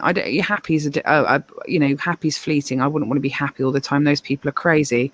But right. Yeah, people, they're nuts. But just feeling, content and quiet and peaceful at during most of my life is all I can really aim for in my existence. It's just peace, which is why I have, and taking us back to our original point, which is why I put specific words on Twitter on mute, because I just want to feel peace rather than feel angry, or even I'll put things on mute, like people sometimes it's going all right now, but like in my career that I've had, there's been down times where I haven't been getting as much work as I used to get, and sometimes during those periods I can't look at any other comedians. Everyone has to go on a mute. I'm just doing it so I can find peace during the day and look and communicate with people online as well. So that's why I do it. I think you also have to just understand that there really is no sort of meritocracy or rhyme or reason as to who's getting what, when, and how, right? Or in some ways, it's very obvious. Like, I get called a racist for pointing this out all the time, but like, this is very much not the time to be a white person in entertainment, and it's just the true hard facts. I mean, if you go into meetings or development discussions with people, I've had people tell me when I was pitching shows to networks a couple years ago, they were just like, yeah, we're not doing any straight white male stories right now. And, whether that feels good or not, that's just the reality of that person's point of view on the business. And you just have to move on and just go, all right, well, then I'll just figure out how to do things on my own. And so, I think now the thing that a lot of people are realizing is like, we're in a proof of concept time in the business where the only way to get anything off the ground is trying to do it yourself and to prove the concept. And I think you've done that with every show by trialing it first through either Edinburgh Fringe or touring it, and then building up some sort of equity in it that way, and then showing it has value, and then being in a much better position to kind of leverage yourself. But the other thing that you also have to think about too on the back end of that is, if you are somebody who sort of fills that quota, oftentimes you don't end up having any real equity or ownership in your work anyway. And so it's like, I kind of had to shift my mentality to like, well, yes, I'm not the person who's the right color or the right gender or the right sexual orientation to be getting those offers right now. But the people that are getting those offers based on those things are also probably not very well respected, highly regarded, or given any real ownership in what they get asked to do either. So, it's one of those things of like, I think we're definitely in a period in comedy and entertainment where if you want to own things and you want to feel good about them, you have to completely do them yourself. And if other people become interested in making it bigger or putting money into it or helping it grow, then that has to be done on the merits of what you do first, and everything else comes second, if that makes sense. I work on a podcast called Laughable with two straight white guys, and there is something you can do with them. I refuse to have anyone say that that's the reason why they're not getting something. I believe that if you've got an idea that sort of hits and it's good enough, and you've thought about that's the other thing. It's denying what's going on in the climate of comedy as well, because at the moment, yes, straight white guys might not be getting any work, but also like, what type of work is getting pushed forward? What do people want to hear from? What do audiences want to speak about at the moment? And if you're not doing those things, you're not going to have the same connection, because unfortunately the audience are kind of the people that are in charge. So how do you put your personality and your stand-up and your comedy in a way that would be palatable for an audience that wants a certain type of work or a certain type of comedy from you? Yeah, you're absolutely right. And but I think in the States we're in this sort of war between what the industry believes the audience wants, which again, as we talked about, a lot of it is based off of what they see online versus what is really a consumer, right? And so, it's interesting. You'll see somebody get a show and everyone feels good about this TV show, and the show does very well critically, and then nobody's watching it. And it's because the people that sit in a room on the other side of the table who are going, well, this is what people want to see, are not really polling the actual audience. They're polling data and analytics, and they're looking at trending words and phrases, and they're trying to take a shot at the largest target, which ultimately that target may have no interest in what they're doing in the first place. And so there is going to be this sort of like hashing out in the business of coming to a real understanding of what is a comedy audience and what are people really going to respond to, versus people that are just trying to trick the algorithm. And I think right now a lot of people in the industry side of our business are trying to manipulate the algorithm and saying, okay, all the data says this is what people want, so we'll give them that. And then I think they're going to find out, well, you can't just throw a black person on TV. They have to be interesting. They have to have a point of view. They have to be entertaining. They have to be funny.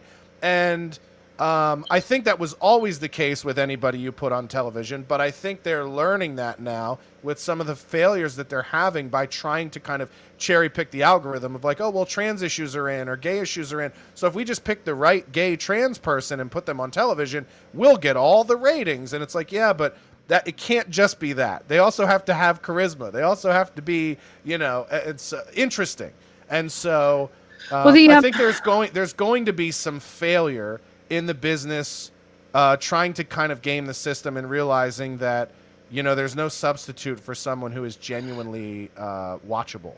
The structure of it, the structure of the industry needs to diversify before anything else is referenced on the front, because what you end up doing is just having a load of white people just holding up diverse people to bring themselves along for the ride. And I did a talk the other day. I sort of had to hold a ceremony for the Glasgow School of Art, and there was a lad on there who he's an artist, and he's a black artist in a wheelchair, and he said it on that, which is that I sort of asked that really rubbish interview question, which is, what do you think needs to change with diversity in the art world? And he basically said, it's not about us as artists, it's about the structural stuff. Like, if things are going to be different, and it has to be structurally, because at the moment we're just fighting a losing battle, because the stuff.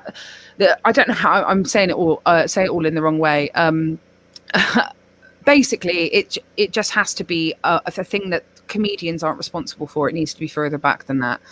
The problem at the moment is it has to be. It's like it's sort of the public are putting it on us to make the changes and stuff, but we're just trying to pay our rent. The issues about this stuff go further back, but they're all hidden because they're not public figures. It's just another point of view about that subject that I thought was interesting from the talk that I was part of. Well, yeah, and the big part of that is to your point, it's concealed from the public, and so a lot of that behind the scenes stuff. That's why I really loved what Michaela Cole did in highlighting. Netflix was sort of lauded for giving her a show, and the show was perceived as very successful and very funny. And then behind the scenes, they gave her a shit deal, offered her no equity or ownership in her show, and basically treated her like a indentured servant in making something that was critically lauded as a very brilliant piece of work in her show Chewing Gum. And so I don't know how Michaela's thought of in the UK amongst the comedy world, but I will tell you that she's very liked. Yeah, and I thought that was a very illuminating thing to say. Don't be so quick to like give these awards to people like Netflix or some of these streaming companies who are sort of, they're sort of like cherry picking diversity to illuminate themselves and to look like they're on the right side of history. But when they're not giving people actual ownership or equity in what they're making, maybe pull the trophy back a little bit and recognize that diversity in the name of fucking over the artists is not a win in the eyes of the artists, right? Yeah. And so if the idea is like, not only is diversity something that the algorithm tells us they want, but we can fuck more, people of color over and more of these sort of diverse candidates over because they're new to the dance and haven't been at the table for very long, then that's an evil thing that should be, illuminated and kicked out of the business as well. And so it can't be so quick to say that that's always necessarily done for the right reasons, is my point either. And so you have to be careful about that being exploited too, which I think is a trend that's probably happening more than just in the case with Michaela Cole. But she highlighted that and then went over to HBO and made a very good show. And, and I think in a lot of ways, I don't know if did you watch her show on HBO? Yeah. I May Destroy You. Yes. So I wanted to ask your opinion on this because in a way I feel like it was critically overlooked for a similar reason of the things we were talking about was great about your special is I think her show, and this is just my take on it, I think her show highlighted a bit of what's wrong with victim culture, where we sort of like, where a lot of times people who have been victimized are placed on a pedestal and really take no moment of self-reflection or self-involvement in what happened to them. And I think what I walked away from her show feeling was a great sense of like, oh my God, here's a woman who's dealing with the demons of what her personal responsibility is in this traumatic thing that happened to her, and going through the real human nuances, like we say, between the black and white points of this subject matter, and saying there are moments where I feel guilty, there are moments where I feel responsible, there are moments where I feel like it was my fault or that I warranted it, there are moments where I feel this person is a villain, and there are moments where I feel like this person didn't do anything wrong. And I felt like, as brilliant as that show was, it was critically ignored because it sort of disputed the narrative that in sexual assault situations, the narrative is black and white, that there are victims and there are perpetrators, and that's it, and that's the end of the story.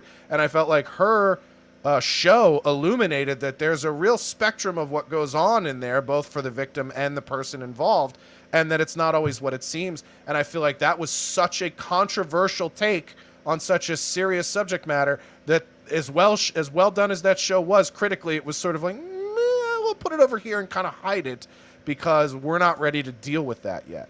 Did you feel like that at all? Well, it was tremendously successful over here in the UK. Went crazy, and as she has since won BAFTAs and all sorts of stuff with it. So it's done. That's good.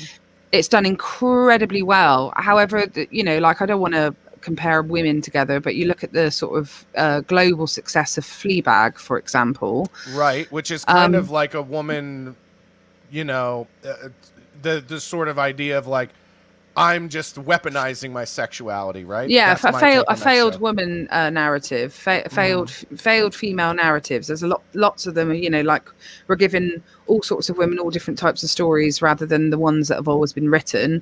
But with the sort of success of Fleabag, I suppose it gave you that sort of Hollywood ending that I think the audiences crave so much. Whereas Michaela's show didn't leave you on a comfortable feeling. It didn't sort of satisfy that or ingratiate itself into those sort of shows that get those, like, it didn't leave you on a moment where you were sort of either in inconsolable tears or sort of really, really happy. It sort of left you in an uncomfortable feeling, which, I would say that was very arty of her. I don't want to sound like a fucking idiot, but yeah. But I thought it was incredible. It was intelligent. It was an intelligent point, well made, but unsatisfying finish, I suppose, for people who, really enjoyed Fleabag snogging the priest and him holding her hand and implying that he loved her, which is what we all wanted for that character, and she kind of gave it to us at the end of it. But Michaela's wasn't so kind to the audience, which I think was important. Well, and also wasn't very kind to women. I mean, particularly the episode I loved the most was when she sort of becomes this sort of activist influencer in response to her newfound sort of fame. She's been anointed this person who now speaks on behalf of women victims, and then is completely overlooking of the fact that she put her gay friend in a very compromising situation and had done so many times, and quite frankly was just as guilty of the same sort of gaslighting, shitty behavior that she was sort of at war with men on the internet over. And so, again, I thought it was really, really great because I thought it was the first time a woman ever publicly in a show, showed that she was sort of oblivious to some of her own behavior, and then also not entirely innocent in the entire thing as well. And then I love that it left you as the viewer sitting there going, God, do I like this person or do I not like this person? Because it was sort of left unsettled in that way. It was sort of like, I don't really know what happened, and I don't necessarily, there was sort of no one specific to obviously blame at the end of that show. You could kind of go either way with it. And so I also love art that allows the viewer to sort of definitively decide for themselves rather than to just have something kind of crammed down their throat. Yeah. That's fine art, isn't it? I mean, my best mate's a fine artist. That's the only experience I've got with it. But what I've learned from where she's taken me is that's how you interpret fine art. It's what you don't sort of force feed an ideology onto someone from your image. You let them come to it yourself, which is what I loved about I May Destroy You. I thought it was incredibly clever, and deserved all all of the success that it got. It had lots over here. Did it not have the same reaction with HBO over in America? No, I mean, it was kind of like a handful of people. I think Seth Rogen called it out and said it was a very brilliant show. But, you know, I think part of the reason why it kind of got skimmed over here in America is because no one is willing to discuss why it was brilliant the way I just did or we just did, for fear of retribution, for fear of saying, like, well, what do you mean, you know, women should be introspectively or introspective about their experiences with a rapist? Are you saying women are to blame for their own rapes? I mean, people love to tell you what you're saying on the internet in America. And so I think a lot of critical people or influential people that would weigh in on how brilliant that show is didn't necessarily do so for fear of, you know, saying the wrong things and sort of being held to the fire over it. Well, I mean, that's the culture that we're living in now. We do hold people over the fire when they fuck up. So, of course, everyone's absolutely scared as fuck to be a fuck up. So it's culture eating itself, I suppose. But I don't have I try and do stuff I don't want to hurt people's feelings or anything. But I never claim to be a perfect individual. That's probably why I get away with some stuff that I get away with, because I don't claim to be anything other than the person I am. I don't tend to virtue signal either. I don't do any of that sort of stuff. I'm like, I'll wait. People can meet me and then they'll find out whether they like me or not. Like, I don't need to sort of put that sort of stuff out there. But I can't remember why I was saying this. Why was I saying this? Well, you were saying you don't necessarily put out opinions or things online that will potentially paint you into a corner, right? Oh yeah, exactly. And I think that people are, you know, sort of terrified of they're just terrified of people finding them out. That's what I always think when people are getting angry online. I'm like, oh, you're scared. You're scared people will see you or see the person that you dislike within yourself. That's why you're shouting at me right now. This isn't something I've done. Yeah, and I think that's a pretty healthy relationship to have with the internet. And by the way, some of it is take it or leave it. Like, I'll have, you know, there are people that will troll something I do all day, like, or they'll be in a comment thread or whatever about a topic, and there'll be like 30 negative comments, and then they might say one thing that's really fucking funny to me, and I'll like it because I'll take what I want from it, right? Like, if there's something that's of value or that's silly or funny, I'm definitely going to enjoy that, right? So it is this kind of weird, you know, I still think it's a very new thing that people are learning how to deal with, of like, how do you be a person who's had success on the internet of any kind, and how do you deal with what comes at you because of that? But I think you go one of two ways with it. I think some people buckle it under the pressure, and they're constantly trying to slalom, to use a skiing term, between what is acceptable and what isn't acceptable, and they're always trying to be on the right side. And then I think there are people like myself who get to a point where there's like, fuck it, man, I'm gonna say what I think when I think it, and I'm gonna try to create an environment where there just are no consequences for me being honest about myself. And then I hope that if I ever have what people call a brand, I hope that brand is just me being me, and I hope that people like it. So, you know, and if not, they know where they can go. Exactly. It's pretty simple. But I'm a happy guy. I mean, I'm very much at peace with where I'm at in life, and with the work that I do and the things that I make, and you know, it's exciting looking to the future to just continue to make the stuff that I like to make. And doing comedy's great, right? Yeah, I'll do it for 2 people. I'll do it for 2,000 people. Yeah, it's wicked.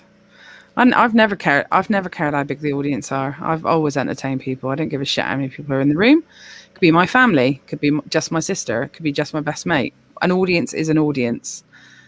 Including I rarely have the curtains closed or the blinds shut in my flat. I'm doing all sorts in this flat. Like, I've even got on the side of my flat is just one big huge window as well.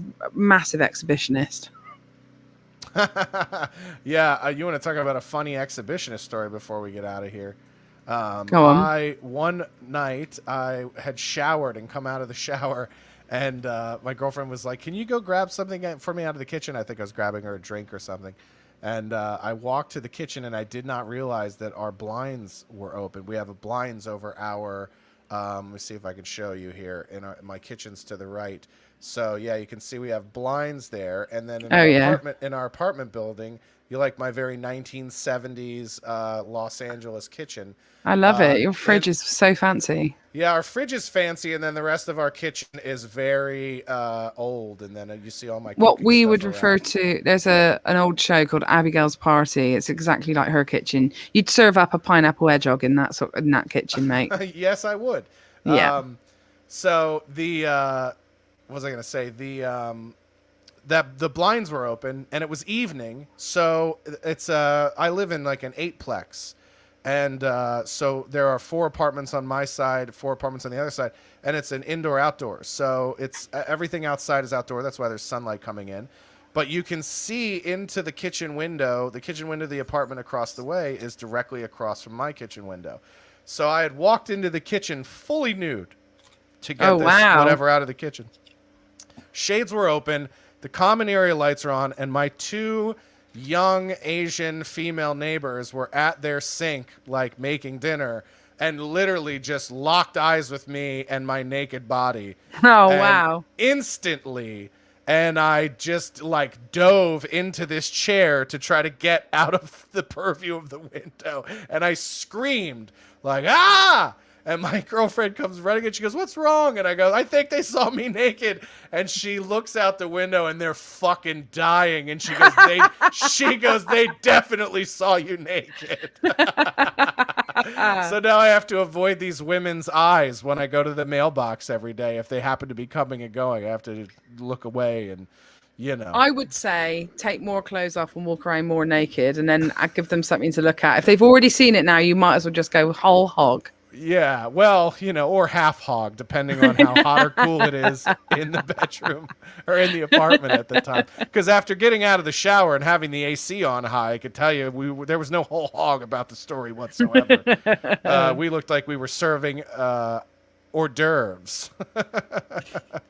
Another 70s delicacy that you could put in your lovely kitchen, along with the pineapple hedgehog. Yeah, it was definitely that's probably what it looked like, a pineapple hedgehog buried in the mound. Well, Jade, it's been lovely having you on the show today, and thanks for having me. What do you have coming up that you want to promote for people to come check out? Anything exciting? I have just my new podcast, which is doing very well. We're on like episode 18 or something, but it's been doing really well. It's called Laughable, for people in the States, if you want to listen to anything that I'm doing. And also my Serious Black Jumper Amazon Prime special is available in America. I have a lot of stuff coming out in the British Isles, which I post about on my Twitter fairly regularly. So I've got bits and pieces coming up, but I'm excited about writing my new show, my new Amazon Prime special, as I keep calling it. Here's the Laughable podcast. Everybody can go check out. That's the podcast page. Correct? It's a topical. It's topical news for people that don't like topical news. We don't focus on any things like Brexit or Trump or any sort of divisive topics. It's all funny stuff. That's good. I feel like there's no shortage of podcasts talking about that shit. Yeah, that's why we did it, which has proven quite successful as well, and has spun. There seems to be other people that have taken this on board and decided to do their own version, but they can't beat ours. So there you go. Well, I will definitely tell people and continue to tell people to check out Serious Black Jumper on Amazon Prime, because it's just an enjoyable show. I remember watching it being like, I haven't enjoyed a stand-up special, just enjoyed one for a long time. Thanks, Josh. That's definitely one of my favorites that I've watched in the last year. I can't think of anything I saw in the last year that I would say I liked more. So, Josh, you are so lovely. Thank you. It's the truth. I'm not just kissing ass. But I do believe most people should have access to it here in Amazon, because if they don't have Amazon, they probably starved to death in the last year when they couldn't go to the grocery store. So. There's also talking of food, I, like you, I've fronted 2 food shows, and there's another one on Netflix available in America called Crazy Delicious, which everyone can watch as well. Which tripped me the fuck out, and I don't even do I don't even do hallucinogens, but I remember watching that and being like, if I were high, this would fuck me up beyond belief. I was sober throughout the entire filming. Was it terrifying? Just like, what did you start looking around the set and going like, what is food? Is all of this food? It's literally all of it is food. Yeah. There were very few things that you couldn't eat. But we won't be doing a second series, and one of the reasons why we're not doing the second series, and I don't mean to break people's heart. Well, how do you make an edible set COVID secure?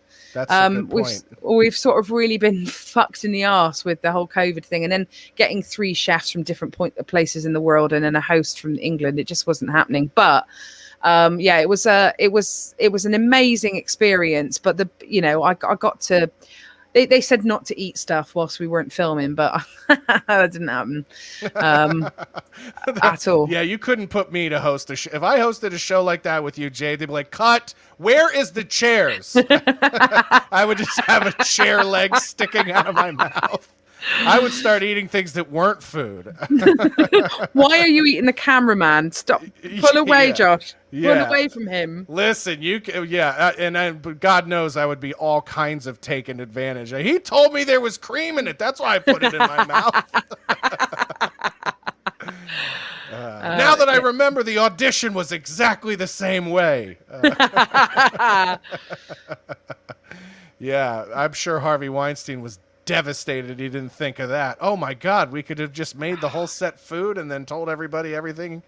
Yeah, it's just a cream-filled prop. Enjoy.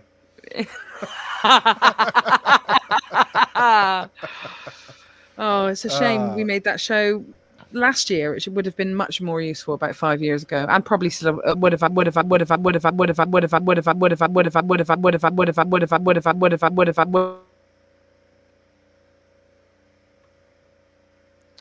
Hello. There we go. We lost you again. That's a very fun. It's a very Max Headroom effect when that happens, which is great. What happens? It freezes, and then the last word you say repeats like 30 times. Oh, does it? Yeah, it's like Eraserhead. It's terrifying. Oh, that's cool. Why is it's fun. There you go. That's better. And I have to wrap up on my end because they're pressure washing my building, probably so that we can all see each other's genitals from the kitchens better. You don't want dust on the windows when you're trying to peep at your neighbors. I was wondering what that noise was. Now I know. Yeah. Can you hear it? Yeah. It's it's somebody's warming the Sibian up for my other job in the other room. Daddy's got to get his sex work rent money in. I respect you for that. Have you considered anything like that? So this is a weird question, but I'll just share from my perspective first. So when I did my food show, all kinds of sex creeps came out of the woodwork, and I found out gay men love me. And not only that, but I started getting all kinds of offers of like, I'll send you $200 to like take off your clothes and eat something for me. And I was like, well, this could be a very lucrative insurance strategy. So I did create an OnlyFans. I've put nothing on it now, but I have an OnlyFans bookmarked in the event that I thought of something clever or funny to do in that regard of sort of mocking or spoofing the whole world of sort of food-centric sex work. And I do think it would be funny to do it as a man or to do something, but I've kind of bookmarked it, and then when the clever idea strikes of how to do it in an interesting or funny way, I'll probably do something with it. But did you have any stuff like that with your food show where people started jumping into the DMs like, Jade, which parts of you are made of cake? No, do you know what? If that had I've got all my DMs like tightly shut. I don't go in and I don't look at certain places, and I have you can't message me unless it's through an email that I supply on my website, and that goes through my agent anyway. Just because I have put my barriers up, but some things do get through. I have actually in the past been asked. Now, do you know the actor Rhys Ifans? He's a Welsh actor. He played Lizard in Spider-Man. So I was at an event. I used to live in Wales, where he's from, and I was at an event, and there used to be this sort of band called Goldie Looking Chain from Wales, who are sort of like a Welsh hip hop band. There's loads of them. And I used to be one of their backup dancers with a few other girls. We were called the Goldie Looking Ladies, and we were doing a gig once, and I was absolutely annihilating it, like, because I can dance, as I've told you. So I was annihilating. Well, you show a little bit of that prowess in your special. Well, I mean, you've got some moves. I do a little shuffle here and there. I don't do too much. I didn't have a woman coming in to dab my brow either, so I wanted to. I didn't want to have like beads of sweat going down my face, and I had a jumper on as well, and I'm fat. What was I telling you? Tell me again. About the Reese fan story. Oh yeah. I'm on stage. I'm smashing it. I did a caterpillar. When you bring yourself up and down, and I fell on my face, and I had to be sort of patched up by one of the lads who was called Maggot. And he had to patch up my chin. But before all of that happened, I get this little person who comes down from upstairs and then comes all the way down to the stage and says, excuse me, Jayde, I need to ask you something. And I was like, oh, okay. And he's like, hi, I'm Reese Fan's personal assistant, and he's upstairs, and he's asked if you want to come up and join him. And I was like, oh, okay, cool. Yeah, wicked. I'll come up, or I'll be there in a minute. And then he goes, also, he's requested if you walk on him in stilettos. Really? Yes, yeah. That's quite lovely. Nice. And so, did you? Are you allowed to say whether or not you did fulfill? No, I didn't do that. Stilettos? Oh no. No, I said no, but I was very charming and said no. If he wants me to, I said, if he wants me to walk on him in stilettos, he can walk himself down here and get under my feet. So it wasn't the request that bothered you; it was the stairs and the summoning. Oh, yeah, I don't walk upstairs to walk on a man. You come to me. I'm not summoned. Fuck off. I'm not summoned. Jayde Adams, thank you so much for coming on the show, and enjoy the rest of your week. And you, thanks for having me, Josh. You're a ledge.